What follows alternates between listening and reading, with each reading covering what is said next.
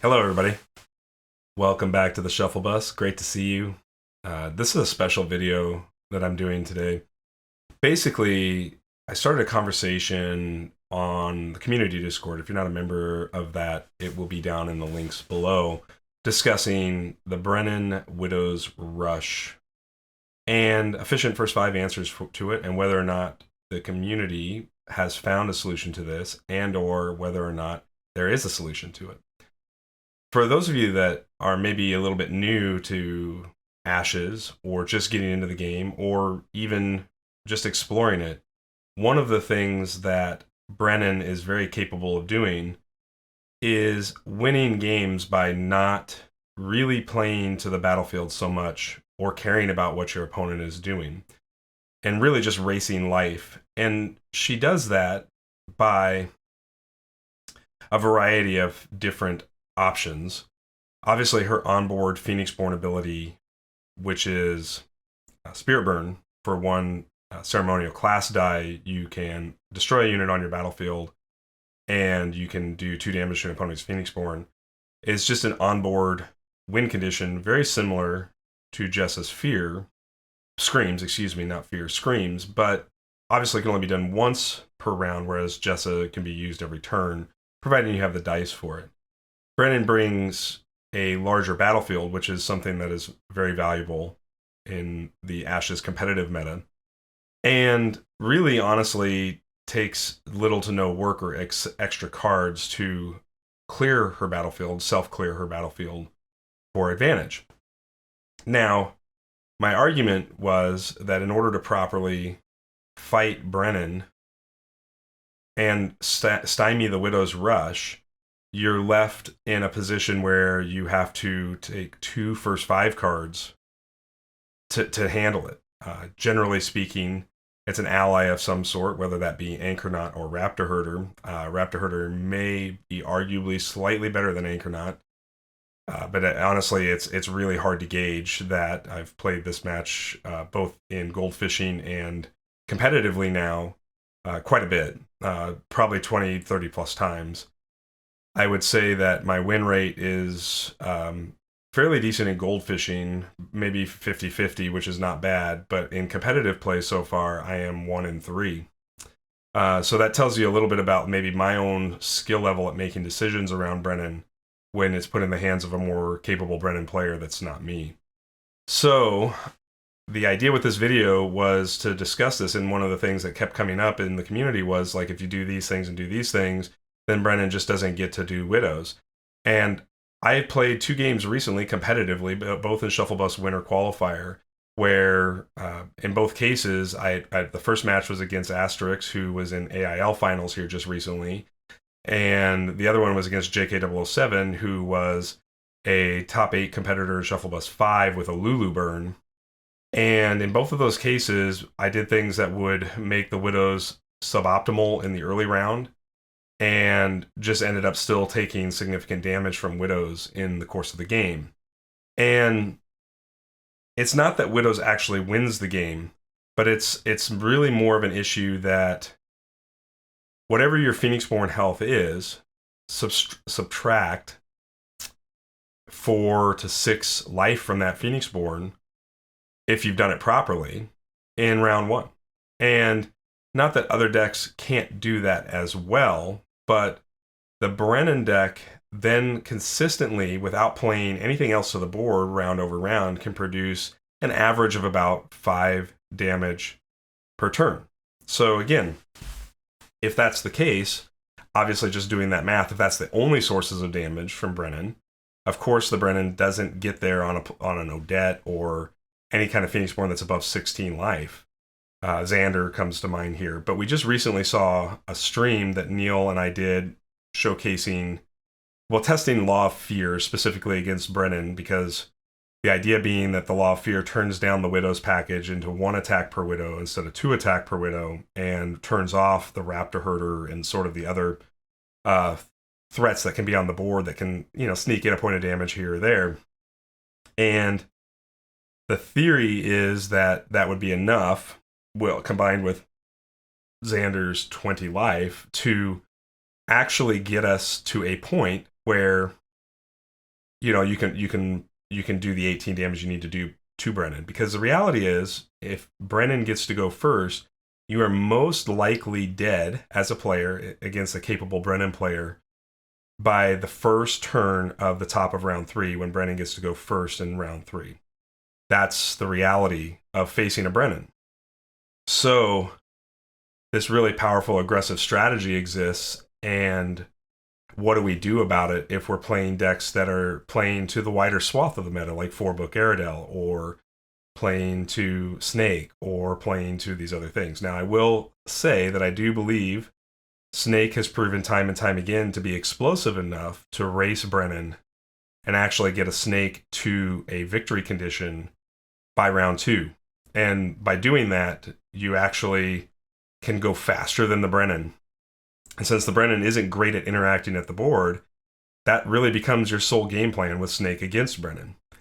And the only thing you really have to worry about is the round 2 Bloodchains. And if they don't Bloodchains you in round 2, you've got a very, very good shot at just being able to beat them in round 2. So Snake is a potential answer that does rely a lot on variance to potentially get there. Now, Brennan packs Fester, so large units become a problem.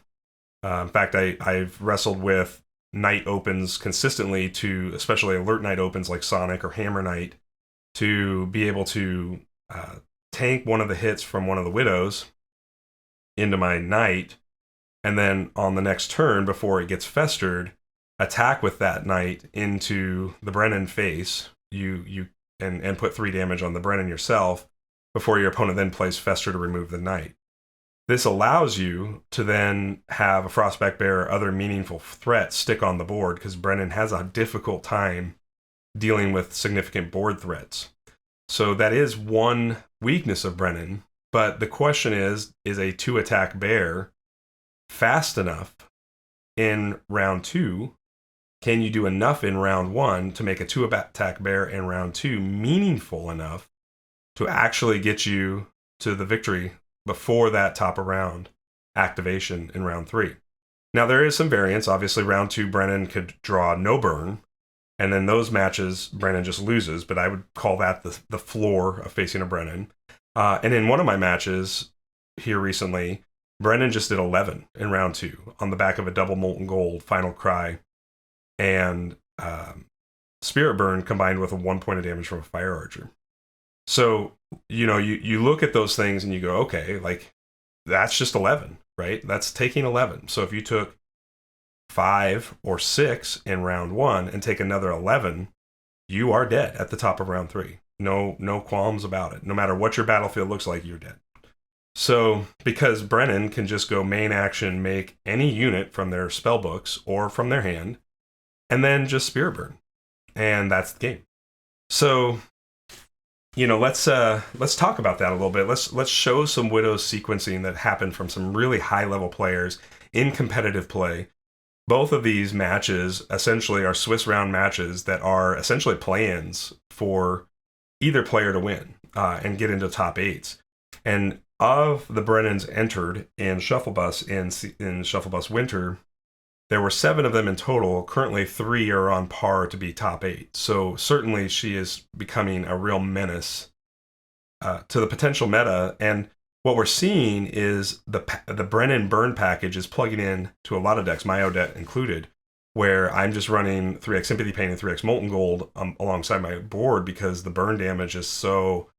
it just gets there really fast and in sneaky ways that your opponent doesn't really account for. So, just drawing burn on top of having a regular swing plan just accelerates your game state win conditions.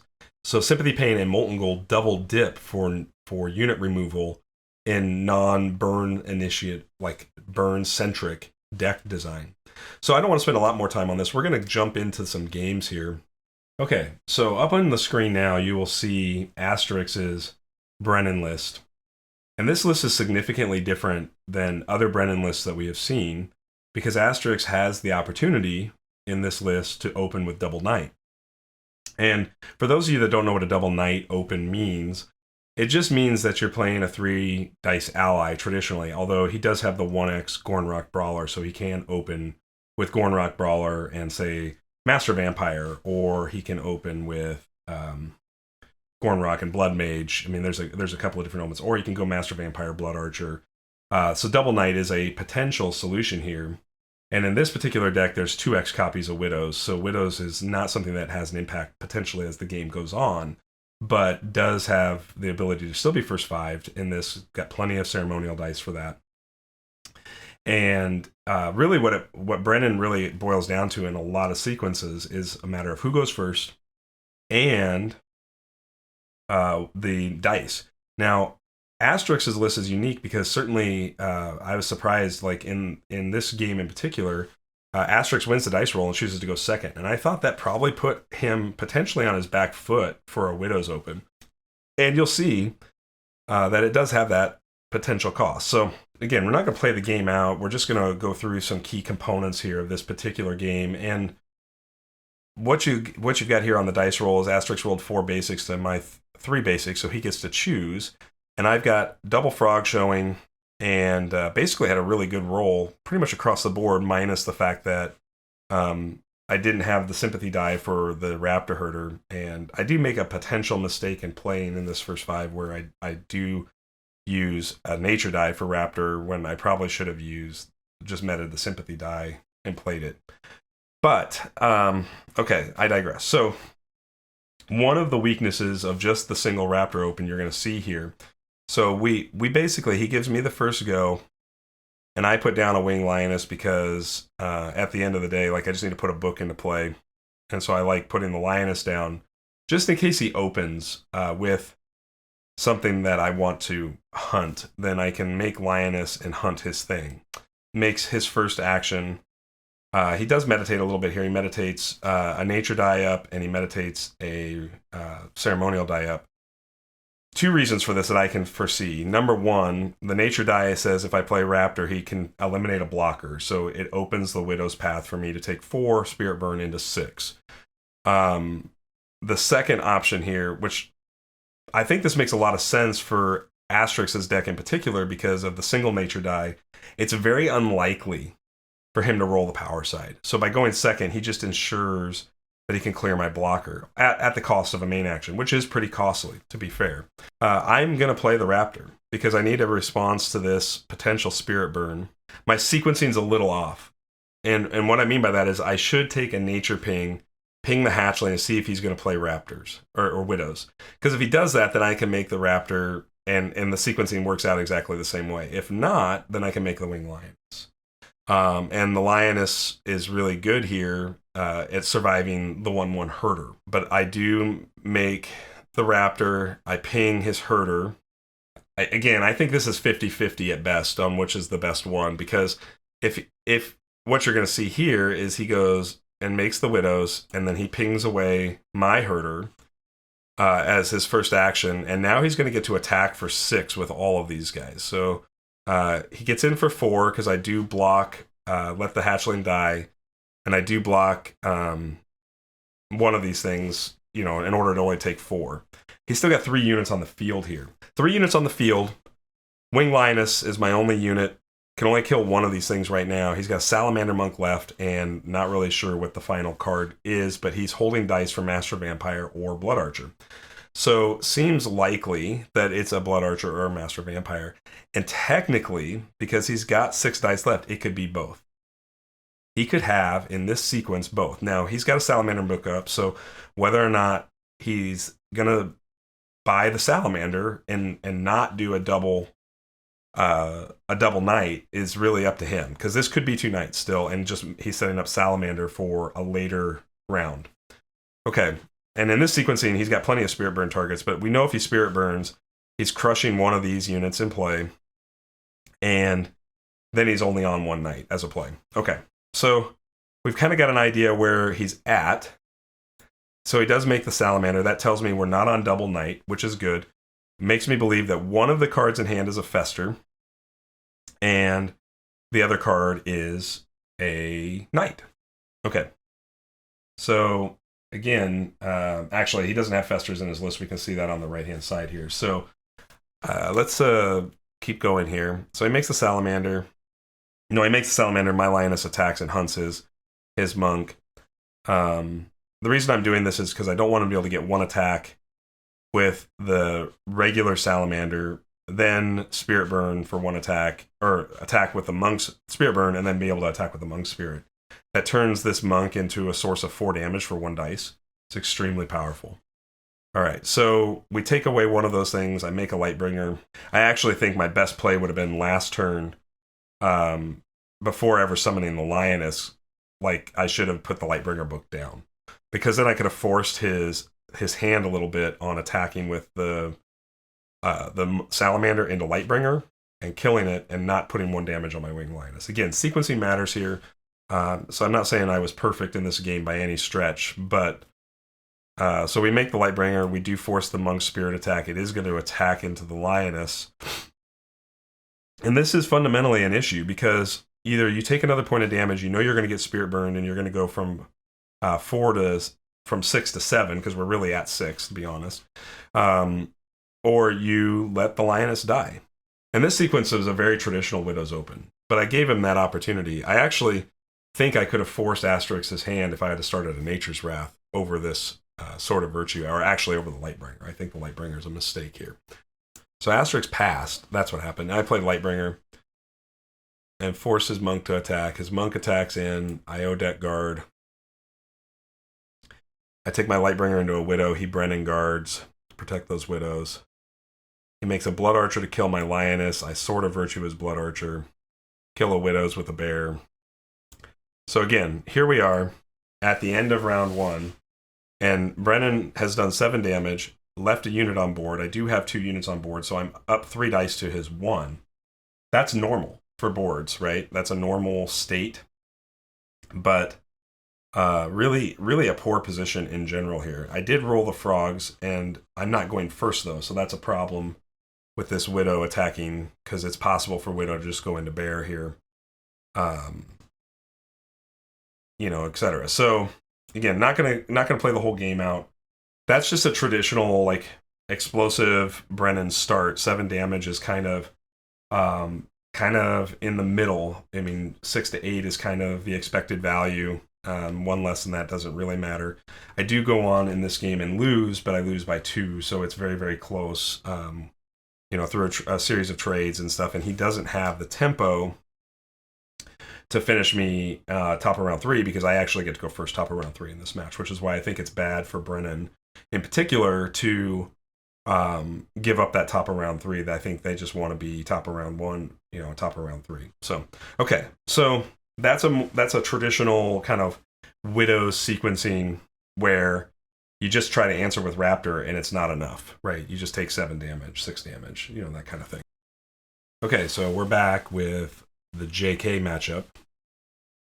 And in this matchup, I changed my first 5 up, learning from the Asterix game, and I start Nature's Wrath, Raptor, Winged Lioness, Frostback Bear, and Sword of Virtue, leaving the Lightbringer in the deck. If I draw it, I draw it. I don't think it's that important specifically to the matchup. But I do lose the dice roll again, and JK, this time, my opponent, JK, actually chooses to go first, which I think is the correct sequence for Brennan. The current position being such that my Frog Ping is incapable now of playing on the back of Nature's Wrath, meaning I can't Frog Ping and then if he Widows Nature's Wrath, because I didn't roll a Nature class die. So, a little bit of unlucky rolling really puts me in a bad spot. I don't know whether or not my opponent would actually play into that sequence of events or not, but I can't make the play now. And immediately makes a Raptor, which really does just is a telltale sign that he is 100% on the Widow's plan.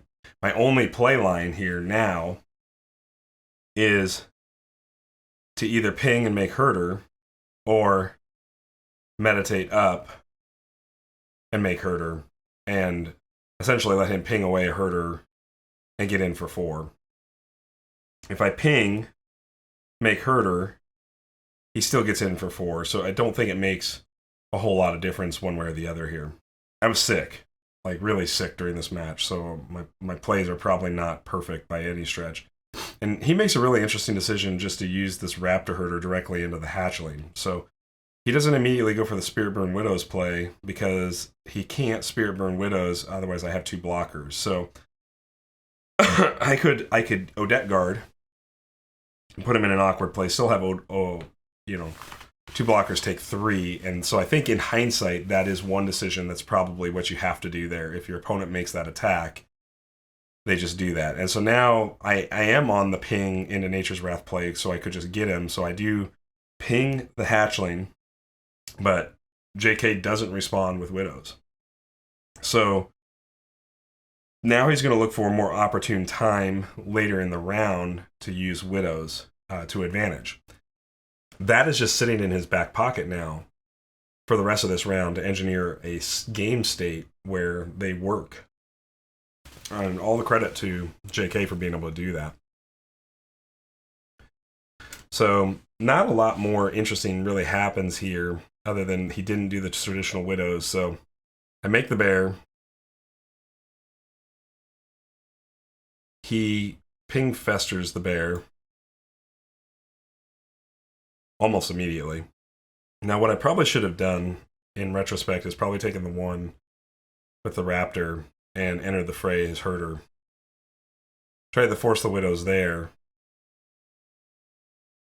I would have only taken 2, 3, so I'd still be in that 3 scenario.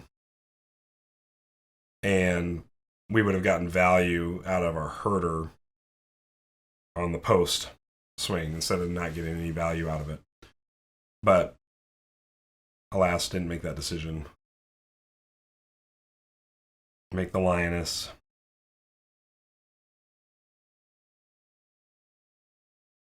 And I don't really care if Lioness takes 1 from my own Nature's Wrath because it does have Recover 1. That's a big value piece to the Lioness. There's a Salamander Monk. Again, probably should just attack Herder to the Monk.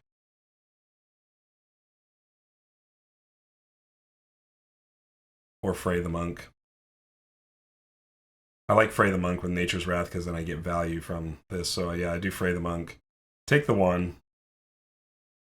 If he plays Widows, I only take 1 off the Widows from the unblocked Monk Spirit. He makes a bear. We're just going to windmill Sword of Virtue this bear. Because I'm still holding that frog ping, it's hard for the Widows to work here. And this is a bad sequence, again, where I Nature's Wrath and should not.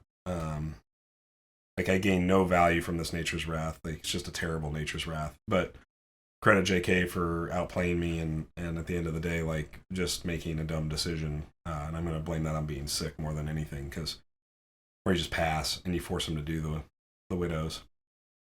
And you get to block both of his Widows that way. We take 6-0. A non-traditional Widow sequencing where we see Widows come in on the back end of the turn instead, just through regular attrition. And even though that Nature's Wrath was not very good, I'm not sure I had a better out other than just leaving my blockers passing, forcing him to make Widows, and if he makes the Widows, great. If not, then I took 2 and we move into the next round and he doesn't Spirit Burn me. But he can still Spirit Burn and pass in that scenario and just not make Widows, and I take 4 and he takes nothing because I couldn't attack. So I'm not sure. I'm not sure what the best thing is. So now that we've seen a couple of different sequences of Widows and Brennan, and maybe the correct term isn't Widow's Rush, but is this aggressive style of Brennan where you just shorten the Phoenixborn's life and therefore shorten the timeline of the game down substantially. Is that a situation that calls for action from Plaid? I don't know. I don't think there's enough data. I think that's still out there in the world. I do think that outside of Mayoni Snake Deck, there are very few decks that can adequately race the tempo of Brennan and get to a place where they're capable of winning in round 2 before the Brennan can finish off top of round 3. And smaller, like Phoenixborns, are a real risk with this, because let's just take Cole or Koji or Fiona or viable Phoenix Borns like Airedale, even at 16 life, and you really are in a situation where it's not that much. It's not that much to do 10. I know that sounds like a crazy high number, but Brennan just has in her back pocket all the time, the ability to recur a Fire Archer, then next turn play Fire Archer into Spirit Burn into Final Cry, and that's a 5 damage swing. And they didn't do anything. They didn't put anything on the board. They didn't advance the board. They didn't combat you in some way.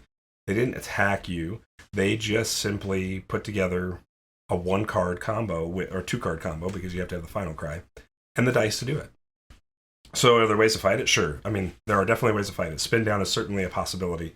I will say, though, that because Brennan has, like, this version of Brennan, I think, is the more traditional Brennan, where it's got the 2 sympathy, 4 nature, 4 ceremonial, it's very possible for Brennan to roll high enough values on their dice that you can't spin their dice down adequately enough to keep them off of Final Cry Sympathy Pain. I think that's a real possibility. The most likely card for them to meditate for is Sympathy Pain, so you can maybe keep them off Sympathy Pain. But Final Cry is going to be happening, and Molten Gold is going to be happening. I just don't see any way around that. Molten Gold, especially because they can just med into the Molten Gold and play it. Final Cry, it's not so much, but they can definitely do the Sympathy Pain med and the Final Cry meds. And if they just med all of their ceremonial dice, because to be honest, the deck size is basically infinite in this game, then you're really in a position where spin down just doesn't work. So you can't really combat the reactions that way. So what are some things that we can do? Well, we can play some of the laws, like Law of Sight, Law of Fear, Law of Grace. Those are all potential things as tech cards that could work. Safeguard is a potential tech card that could work, although I would argue that any inclusion of any of those cards in your really tight 30-card deck list is weakening your deck potentially substantially against other matchups. Now, maybe you can still get good performance against the good matchups that you already have. Like Odette's really good at battlefield control, so against other battlefield control decks, maybe it's not necessary to have, some cards in the Odette list that help her with battlefield control that much more. And maybe in turn, that opens up the deck slots for you to shore up the Widow's Rush matches. And I know we're picking on Brennan, but I think Widow's Rush can apply to a number of Phoenix Borns. James comes to mind. In particular, James, I think, is another great Widow's Rush Phoenix Born. Jessa can do a very similar approach here. And Jessa can be really punishing with fear on your big units. Be way more efficient than the Ping Fester. So that gives up the free dice for an extra scream, so you can still get your 2 damage to match Brennan. I mean, there's a lot of different ways you can approach this, but ultimately this Widow's Rush plan works because your opponent has to play on the back heel and spend 2 dice out of their 2 cards out of their 5 to answer. As you saw, the best answers potentially are Nature's Wrath and Frog Ping and Herder. That's 3 dice to answer 3 dice. The difference being is that your opponent controls the timing on all of that. So you're sort of playing reactionary back foot immediately to this potential rush strategy. Whereas traditionally in card games, rush strategies are very much like, I'm just going to play my stuff and you can either answer it or you can't. It doesn't really feel that way in this kind of matchup.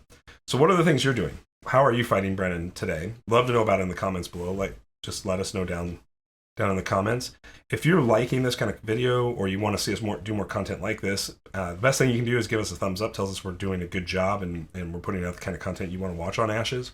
And then if you really love the channel, it means so much to us if you'd consider a subscribe. So if not, no worries. Thank you everybody for spending some time. Let's hope that Brennan is not breaking the meta, and we'll see you very soon.